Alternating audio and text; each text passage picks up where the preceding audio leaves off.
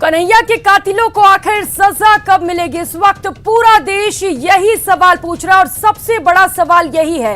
पूरा देश लगातार ये मांग कर रहा है कि आरोपियों को फांसी की सजा मिले। जिस तरीके से आरोपियों ने निर्मम तरीके से कन्हैया लाल की हत्या की है, उसके बाद से पूरे देश में रोष है और इसे लेकर लगातार यही मांग की जा रही है कि आरोपियों को सख्त से सख्त सजा दी जाए। और कन्हैया लाल का परिवार भी यही मांग कर रहा है कि आरोपियों को फांसी की सजा दी जाए। जिस तरीके से निर्मम तरीके से हत्या की गई है, आरोपियों को सख्त सजा मिले। लेकिन इस बीच सवाल यह है कि आखिर आरोपियों को सजा कब मिलेगी, और इसी मुद्दे पर चर्चा करेंगे। चर्चा के लिए तमाम गेस्ट इस वक्त हमारे साथ जुड़ चुके हैं। डॉक्टर प्रदीप चतुर्वेदी जो कि कांग्रेस नेता है, वो हमारे साथ जुड़ चुके हैं। योगेंद्र जोशी जो कि पूर्व पुलिस अधिकारी हैं, वो भी हमारे साथ जुड़ चुके हैं। और इसके साथ ही एके जैन वरिष्ठ अधिवक्ता हैं, वो भी इस वक्त टीवी स्क्रीन पर आप देख सकते हैं हमारे साथ जुड़ चुके हैं। और सबसे पहले एके जैन, चर्चा की शुरुआत आप ही से करते हुए, जिस तरीके से अगर इस केस को देखा जाए तो ये case rare of the rarest है। क्या कहेंगे इस केस को लेकर? कब तक सजा मिलेगी अगर कानूनी दावपेच की बात करें तो? देखिए, ये केस वास्तव में रेयरेस्ट ऑफ रेयर केस है, परंतु रेयरेस्ट ऑफ रेयर केस होने के बाद भी ट्रायल कितनी जल्दी पूरी होती है और कितनी जल्दी साक्ष्य पेश की जाती है, इस पर यह सारा केस निर्भर करता है। आज पहली बार एनआईए ने अभियुक्त को गिरफ्तार किया है, 10 दिन की उनकी पुलिस कस्टडी ली है, और उसके बाद वो कब चार्जशीट पेश करेंगे। पर सबसे बड़ी अड़चन जो मुझे देखने में आ रही है वो ये है कि एनआई एक्ट में ये प्रावधान है कि दिन प्रतिदिन की सुनवाई की जाए, अर्थात जब तक प्रकरण निस्तारित न हो जाए तब तक डे टू डे हियरिंग हो। पर राजस्थान में एनआईए की जो स्पेशल कोर्ट है वो वास्तव में एनआईए की स्पेशल कोर्ट नहीं है, बल्कि सीबीआई की एक कोर्ट को ही एनआईए की कोर्ट घोषित किया हुआ है। तो उस कोर्ट के पास अत्यधिक काम ऑलरेडी पहले से ही पेंडिंग है। अब ऐसी परिस्थिति में जिस कोर्ट के पास पहले से ही बहुत ज़्यादा कार्य पे है, वो दिन प्रतिदिन सुनवाई कैसे करेगी? परंतु ये सारा मामला अब केंद्र सरकार और राज्य सरकार के पालों में है, क्योंकि स्पेशल पीपी वही केंद्र सरकार नियुक्त करेगी, केंद्र सरकार ही इसका अपना इस प्रकरण को परस्यू करेगी। कितनी जल्दी वो चालान पेश करते हैं और कितने अच्छे गवाह वो लेकर आते हैं, और उसके बाद फांसी की सजा होने के बाद भी हाई कोर्ट में उस रेफरेंस को कितनी जल्दी तय कराते हैं, और जो तथाकथित दया याचिका होती है वो कितने दिनों में तय होती है, उस पर निर्भर करेगा। परंतु मामला रेयरेस्ट ऑफ रेयर केस का है। इसमें जो अनलॉफुल एक्टिविटीज प्रिवेंशन एक्ट भी लगा हुआ है, वो सारे लोग जिन्होंने इन दोनों मुलजिमों को शरण दी है अथवा प्रत्यक्ष या अप्रत्यक्ष रूप से इनकी मदद की है, वो सब आतंकी की श्रेणी में आ रहे हैं, और वो भी लगभग इसी सजा के हकदार हैं, चाहे उन्हें फांसी नहीं हो पर ताउम्र सारी जिंदगी उनको जेल में गुजारनी पड़ेगी। इसके अलावा इनकी और इनके सारे सहयोगी की सारी संपत्तियां भी जब्त हो गई। क्योंकि मामला एनआईए का है, इसलिए नॉर्मल केस के मुकाबले इन्हें पुलिस कस्टडी भी अधिक मिलेगी, और साथ में इनकी जमानत भी इस मामले में होने की कोई संभावना नहीं है। अब सिर्फ सरकारों के ऊपर निर्भर है, केंद्र सरकार के ऊपर निर्भर है कि वो अपना पब्लिक प्रोसिक्यूटर लगाकर कितनी जल्दी इसका चालान करके ट्रायल कराते हैं, और साथ ही स्पेशल कोर्ट जो सीबीआई कोर्ट को चार्ज दे रखा है, उसकी बजाय सिर्फ एनआईए का मुकदमा निर्धारित करने के लिए कोर्ट कब पधाई जाती है, या कब इस कोर्ट को सिर्फ एनआईए एक्ट रखा जाता है, सीबीआई के मामले इससे हटाए जाते हैं। इससे ही तय होगा कि कितनी जल्दी से जल्दी ये मामला फांसी के तख्ते तक पहुंच सके। ठीक है, तो कुल मिलाकर केंद्र सरकार के ऊपर यह निर्भर करता है कि कितनी जल्दी से जल्दी इस पर फैसला लिया जा सकता है। हमारे साथ उपेंद्र मिश्र जुड़ेंगे जो कि बीजेपी समर्थक हैं, उनसे इस बारे में और भी सवाल जवाब करेंगे। लेकिन उससे पहले योगेंद्र जोशी जी, आपका रुख करते हुए, आप पूर्व पुलिस अधिकारी हैं, कैसे देखते हैं इस मामले को, और पुलिस के रोल को किस तरीके से देखा जाए? क्या पुलिस का रोल भी है इसमें कि जल्द से जल्द दोषियों को सजा मिल सके? प्रियंका जी, बिल्कुल आपने सही बात कही है। मुख्य रोल जो है वो पुलिस का ही होता है कि पुलिस घटना को, साक्ष्यों को और सर्कमस्टांशियल एविडेंस को, इन तीनों चीजों को किस प्रकार से जोड़ती है। अगर ये तीनों चीजें मिल गई, जो गवाह है वो आप देखिए कि इस प्रकार के गवाह इनको मिलना बड़ा मुश्किल है कि ऐसे जघन्य अपराधी जो गला काटने के आदी हैं, वो अगर मान लीजिए अगर उनके डर से वो गवाही देने से मना करते हैं, या कोई ऐसा व्यक्ति है जो अपने परिवार की चिंता करता है तो गवाही कैसे देगा? हमारे यहाँ जो कमी है ना कानून में, वो यही कमी है कि गवाह देगा तो गवाही मानी जाएगी, नहीं तो नहीं मानी जाएगी। सर्कमस्टांशियल एविडेंस और वीडियोग्राफी, आप देखिए ये दोनों की दोनों चीजें गवाहों पर निर्भर करेगी। गवाह क्या बोलते हैं? आप बताइए, किसी थाने में कोई कार्रवाई होती है तो वहां के लांगरी को और वहां के संतरी को, मतलब गवाह देखिए आप, आज तक मैंने जो इन्वेस्टिगेशन में देखा है लिखा हुआ है कि न्यूट्रल गवाह होने चाहिए, लेकिन हमारे देश में कहीं भी न्यूट्रल गवाह नहीं होते। या तो किसी अपराध से संबंधित होंगे या गैरसाइल से संबंधित होते हैं, तो वो अपराधी वो उसमें गवाह देते हैं, अन्यथा न्यूट्रल गवाह हमारे देश में कहीं देखा ही नहीं मैंने तो आंख से भी, कि वो जाकर के अदालत में ये कह दे कि साहब मैं वहां से रास्ते से जा रहा था और मैंने ये घटना देखी है, मैं गवाह देने को तैयार हूं। ऐसा प्रोसीजर ही हमारे यहाँ नहीं है। इस तरह के करड़े प्रोसीजर में सजा दिलवाना बड़ा कठिन होता है। प्रोसिक्यूशन में एपीपी ये सरकार के होते हैं, सरकार के माध्यम से ये काम करते हैं। स्पेशल पीपी नियुक्त किया जाना, जिसको बाहर से अच्छा वकील हो जो उसको केस को लड़ सके, इस प्रकार उसमें मिलना चाहिए। तो गवाह, वीडियो और सर्कमस्टांशियल एविडेंस को अगर पुलिस सही तरीके से, समयबद्ध तरीके से उनको एक दूसरे से कोरबोरेट कर लेगी और कोरबोरेट करके न्यायालय के समक्ष दृढ़ता से, जैसे केस ऑफिसर स्कीम के हिसाब से, कि वही व्यक्ति वहां गवाहों को ले जाएगा, गवाहों की सुरक्षा का पूरा इंतजाम करें, जो हमारे कानून में कहीं प्रावधान नहीं है। आप देखिए, महिला अगर किसी पुरुष के खिलाफ मुकदमा दर्ज कराती है तो वो उसके घर वालों को वो दूसरे पक्ष वाले मार जाते हैं, पीट जाते हैं, जला जाते हैं। इस तरह की घटनाएं हुई हैं। ठीक है, तो गवाह की यानी कि कुल मिलाकर पुलिस का भी अहम रोल होगा कि जल्द से जल्द दोषियों को सजा मिल सके। और इसके साथ ही उपेंद्र मिश्र भी हमारे साथ जुड़ चुके हैं फोन लाइन पर। उपेंद्र जी, हम चर्चा कर रहे हैं कि दोषियों को आखिर सजा कब मिलेगी। जैसा कि हमने चर्चा किया तो इसमें अभी तक फिलहाल यही निकलकर सामने आया कि अगर केंद्र सरकार चाहेगी तभी जल्द से जल्द सजा मिलेगी, क्योंकि एनआईए ने जांच शुरू कर दी है और कितनी जल्दी इस जांच को पूरा किया जाता है इस पर सब कुछ निर्भर करेगा। तो क्या केंद्र सरकार ये चाहेगी कि जल्द से जल्द सजा मिले? क्या कुछ करेगी इसे लेकर?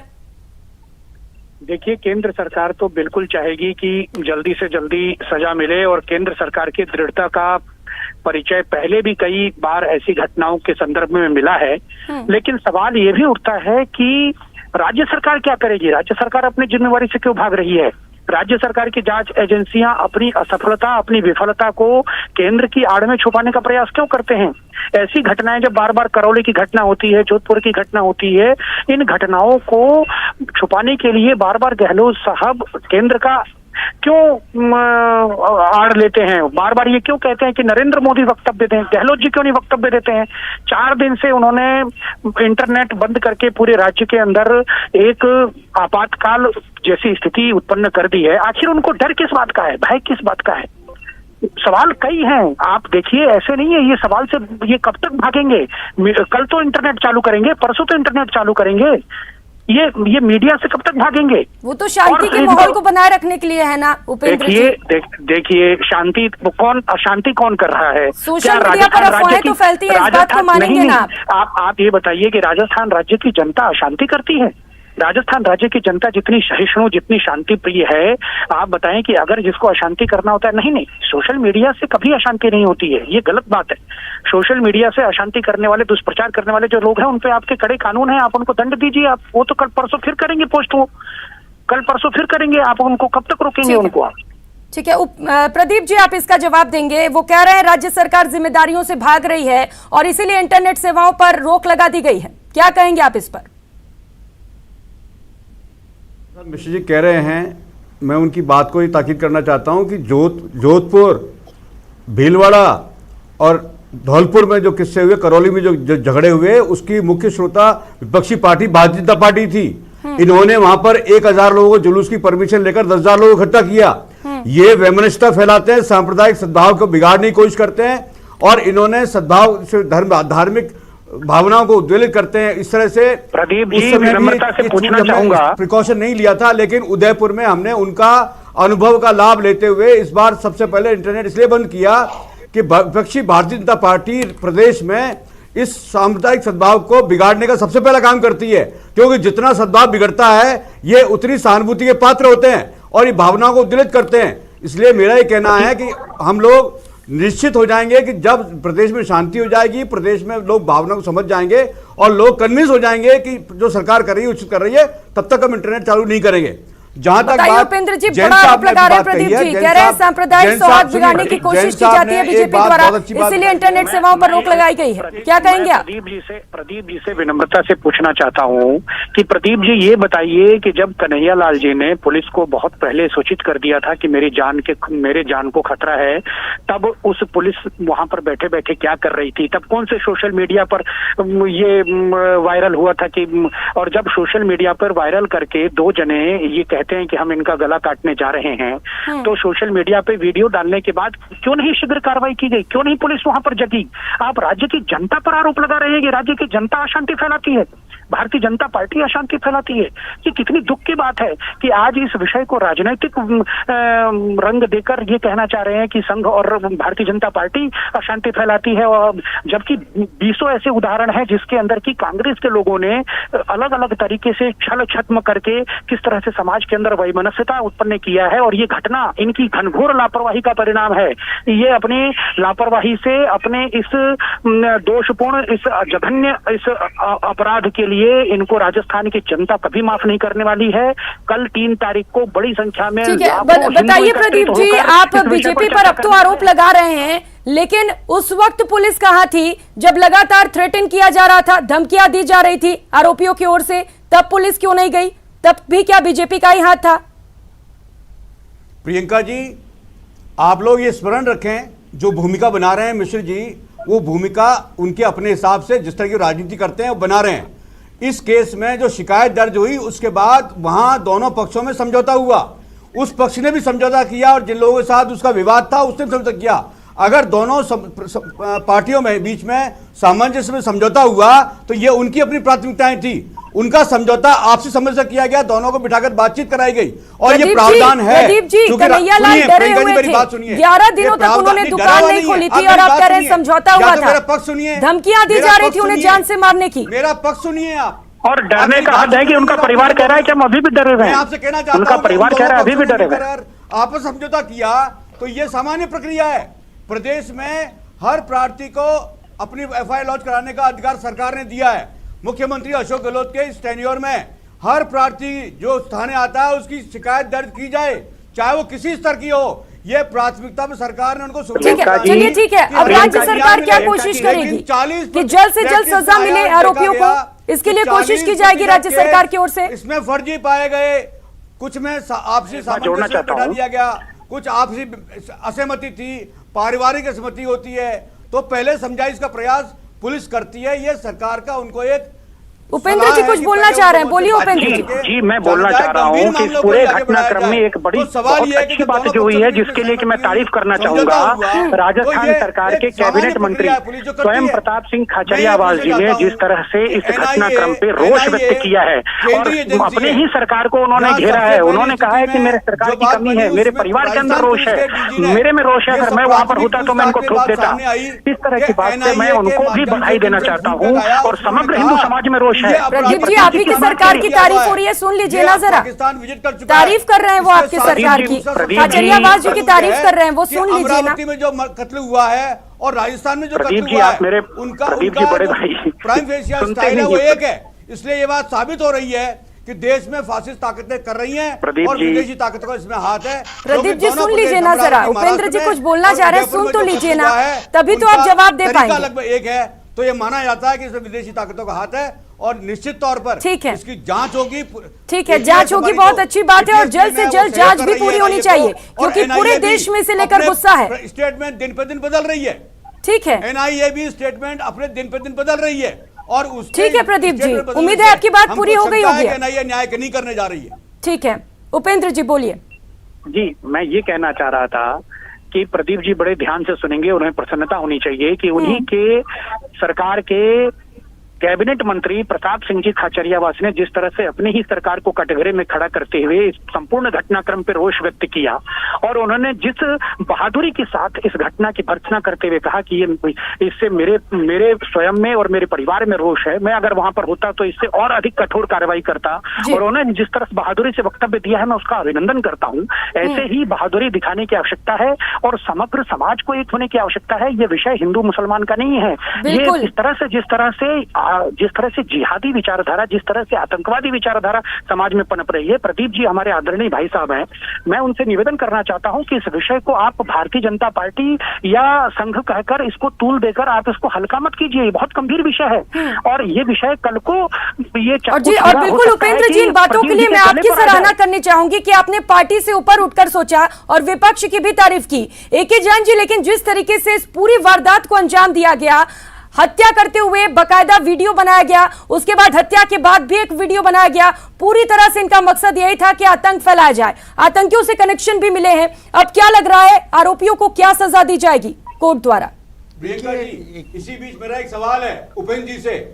ये एक अपराधी जो रियाज है वो भारतीय जनता पार्टी का कार्यकर्ता है, उसकी फोटो मीडिया में गुलाब सिंह कटारिया जी के साथ प्रकाशित हो रही है, उनका संबंध है और ये उनका भूतपूर्व कार्यकर्ता है। उपेंद्र जी, छोटा सा जवाब दे दीजिए। जवाब दें। फोटो को लेकर सवाल उठ रहे हैं, छोटा सा जवाब। और जो तथ्य सामने आ रहे हैं देखिए, पूछ रही हूँ जी, मैं ये कहना चाहूंगा कि अगर ये फोटो की बात करेंगे तो ऐसे बहुत सारे फोटोएं उपलब्ध हो जाएंगी सोशल मीडिया पर इधर उधर, जिनसे कि ये पता लगता है बड़े राजनीतिक कार्यक्रमों में। सुनिए, कोई संबंध नहीं है, गुलाब नहीं है।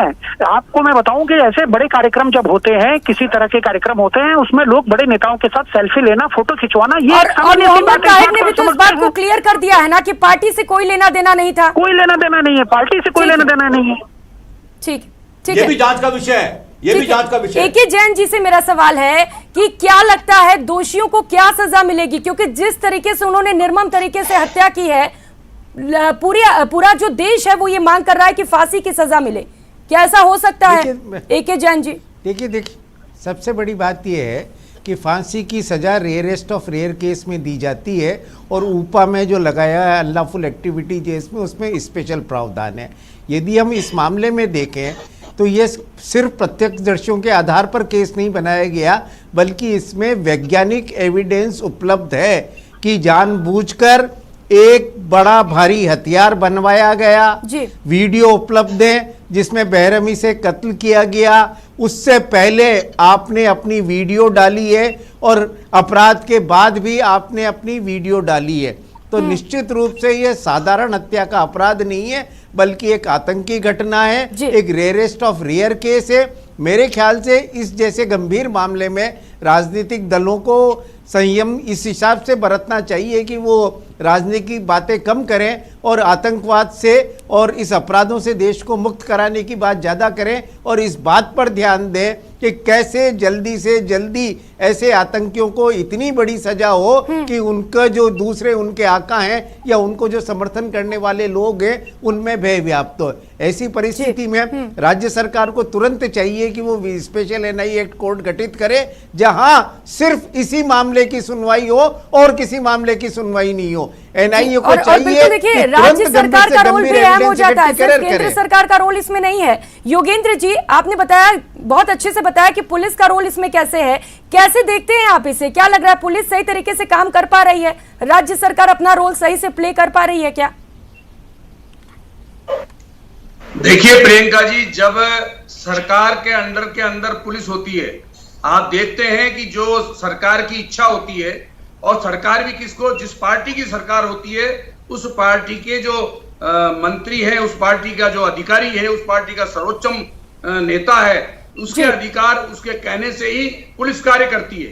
पहले जमाना था अलग, जब पुलिस के अधिकारी अपराध को देख के कार्रवाई करते थे, लेकिन अब जमाना यह है कि जो राजनीतिक दल शासन करता है, पुलिस उसी की होकर रह जाती है। आप देख रहे होंगे बहुत सारे प्रकरण ऐसे आए हैं, Delhi police, Punjab police, Haryana police, Rajasthan police, Delhi police, और आप देखिए कि जब राजनीतिक परेशानियां पैदा होती है तो पुलिस को ये लोग किस तरह से काम में लेते हैं। मेरे को तो ताज्जुब ये हो रहा है कि प्रियंका जी, भारत की जो संवैधानिक संस्थाएं हैं जिनके ऊपर बड़ी जिम्मेदारी है, वो भी बिना जिम्मेदारी के कार्य करके अपने वक्तव्य दे रही है। ऐसे वक्तव्य जो समाज के अंदर सहिष्णुता जो पैदा करनी चाहिए उसके खिलाफ दे रहे हैं, जो समाज में भाईचारा पैदा होना चाहिए उसके खिलाफ दे रहे हैं। मैं ये कह रहा हूं आपके टीवी चैनल के माध्यम से कि भगवान इन संवैधानिक संस्थाओं को अपने अधिकारों का उपयोग करने का ज्ञान दे, अपने अधिकारों का उपयोग करने का सोच पैदा करे कि इनके बोलने और इनके काम करने के तरीके से समाज में किस तरह से द्वेषता पैदा हो जाती है। आप देख रहे हैं कि किसी एक संवैधानिक संस्था या दूसरा संवैधानिक संस्थाएं जब इस तरह की प्रतिक्रिया व्यक्त करती है तो आप देखिए क्या मैसेज आता है समाज के अंदर। ये उन लोगों को पता नहीं है क्योंकि वो भी राजनीति कर रहे हैं। यहाँ तो इस देश के अंदर राजनीति करने का एक अखाड़ा बन गया। ये कौन किसकी आलोचना कर रहा है मेरे को ये बताएं कि क्या। बिल्कुल योगेंद्र जी, ये बात आपने बिल्कुल सही कही। चाहे राज्य सरकार हो चाहे केंद्र सरकार, पुलिस उनकी कठपुतलियां बनी हुई हैं, जो कहेंगे वही करेगी और ये बेहद चिंता और शर्म की भी बात है। उपेंद्र जी, आप क्या कहेंगे? क्या राज्य सरकार का समर्थन मिल रहा है केंद्र को कि जल्द से जल्द मामले का निपटारा किया जाए, आरोपियों को सजा मिल सके? देखिए, केंद्र का पूरा सहयोग मिलेगा क्योंकि केंद्र की ये दृढ़ निश्चय है केंद्र का कि पूरे देश के अंदर शांति रहनी चाहिए, परंतु लॉ एंड ऑर्डर का मामला तत्कालिक रूप से राज्य सरकार का है। इसलिए राज्य सरकार इस विषय पर अपने दृढ़ता को प्रकट करे और जैसा अभी जैन साहब ने कहा कि निश्चित तौर पे टाइम बाउंड मैनर में ये निर्देश दिया जाए कि इसका सजा का फैसला शीघ्र से शीघ्र हो, बल्कि 7 दिन 15 दिन महीने भर इस तरह का समय दिया जाए और संदेश दिया जाए पूरे देश भर में। जिस तरह से यूपी के अंदर योगी जी ने संदेश दिया है, आज वहां पर जो आतताई हैं, वहां पे जो समाज कंटक लोग हैं वो डरे हुए हैं। ये राजस्थान से गहलोत साहब भी संदेश दें कि राजस्थान जैसा जो शांत प्रदेश है वहां पर इस तरह की जी सवाल ये था कि क्या राज्य सरकार की ओर से अभी जहां तक जांच पहुंची है, क्या समर्थन मिल पा रहा है सही से? देखिए, अभी राज्य सरकार की तरफ से जो जांच जो चल रही है उस जांच से कोई भी संतोषजनक मतलब कुछ संकेत दिखाई नहीं दे रहे हैं। राज्य सरकार अभी ढुलमुलपंथी नीति एनआईए और इधर उधर उस विषय को टाल मटोल कर रही है। राज्य सरकार को एक जुट होकर राज्य सरकार को तारतम्य बिठाकर इन सारी जांच एजेंसियों को काम पर लगाना चाहिए और केंद्र के पाले में बार बार ये कहना कि केंद्र इसमें इंटरवीन करे। केंद्र तो एनआईए को उन्होंने तत्काल गृह मंत्री ने निर्देश दिया और एनआईए की टीम गठित करके यहाँ पर भेज दी गई और एनआईए अपनी जांच कर रही है, परंतु इसको बार बार ये पाकिस्तान कनेक्शन और इस तरह की जो बातों को जो डाइवर्ट किया जा रहा है जांच को, ये इसको जांच को डाइवर्ट न करके दोषियों को तुरंत बताइए प्रदीप जी, आप तो कह रहे थे राज्य सरकार चाहती है जल्द से जल्द जांच पूरा हो, लेकिन उपेंद्र जी कह रहे हैं कि समर्थन नहीं मिल पा रहा है कायदे से।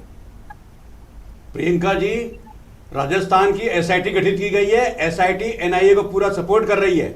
मैं जैन साहब की बात से सहमत हूं कि एनआईए जो एजेंसी है उसका यहां जयपुर में कोई ऑफिस नहीं है, वो सीबीआई के ऑफिस की सेवाएं लेकर के इस केस को सुलझाने का प्रयास कर रही है।